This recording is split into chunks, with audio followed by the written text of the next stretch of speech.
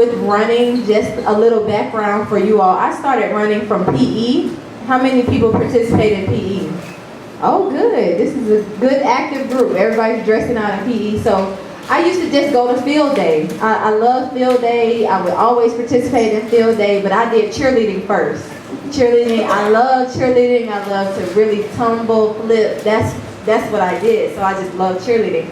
And through field day, I used to just run so fast, beat everybody at field day. I was always winning. So I'm like, okay, maybe I'll do track. Maybe I'll go out there and do track. So once I started doing track, I could have done the 100, 200, high jump, triple jump, long jump. It's so, as you all know, it's so many events in track. But I was like, you know what? I want to be different. I don't want to do what everyone else is doing. I don't want to do what all the other girls are doing. So I'm going to do the hurdles. So it's funny because the first time I went, the very first race I ran in high school, I ran the 300 hurdles and I actually fell down. I fell down in my first race, but I was so far ahead, I actually got up and I still won the race. So when I got up and I still won that race, I was like, you know what, this may be for me. Like, this might be my thing. So I made it to the state championship as a freshman, first time going to the state championship, first person in my school to ever make it to a state championship, so I was really excited about that. But I came in 6th place and 7th place. 6th place in the 100 hurdles, 7th place in the 300 hurdles. And I just remember telling my coach, I was like, I'm never coming in 6th or 7th place again. Not that there's anything wrong with coming in 6th or 7th place, but I just set a goal for myself that I would win from then on, and I went to win the next 4 state championships. 3 in the 100 hurdles and 1 in the, 3 in the 100 hurdles and 1 in the 300 hurdles. So went on to sign a scholarship. I signed a scholarship to Virginia Tech, and that was a really good experience for me. How many people in here are interested in going to college? Who wants to go to college? Okay, so everybody, that's great, great. And just, if you want to go to college, even if you don't want to go to college, just find what you want to do, find what you're passionate about. And even when you go to college, whether you're in sports or you want to be a teacher or a doctor or a lawyer, anything that you want to be, just make sure that you're passionate about it. Because somebody in high school sent me a link just the other day, and it was like, what do you want to be doing 10 years from now? And I didn't think anything of it. It's 10 years from now since I did this, and I said, I'm going to be in the Olympics and win a gold medal. So it was so amazing that actually came up, because again, that was something that I didn't remember, but I put that in the atmosphere and it manifests. It came true.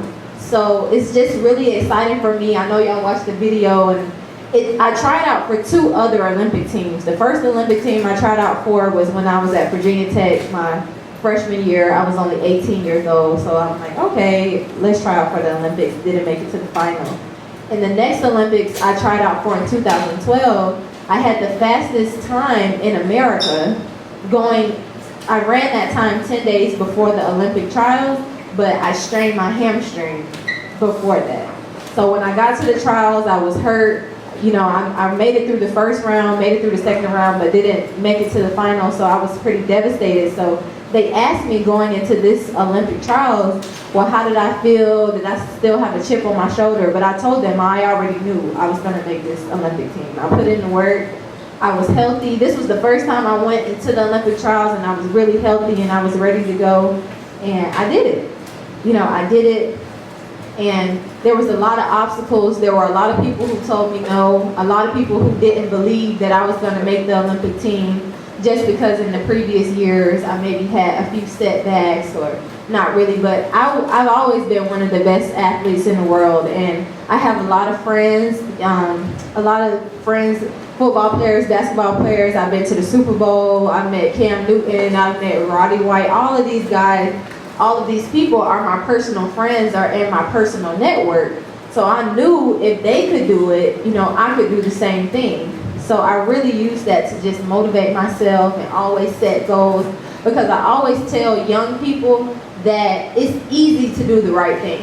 When you do the wrong thing, you have to go out and seek, and you have to go out and find the wrong things to do. If you stand at home if you're studying, it's nothing wrong with, dancing. It's nothing wrong with going to parties. I've been to parties. I had a good time.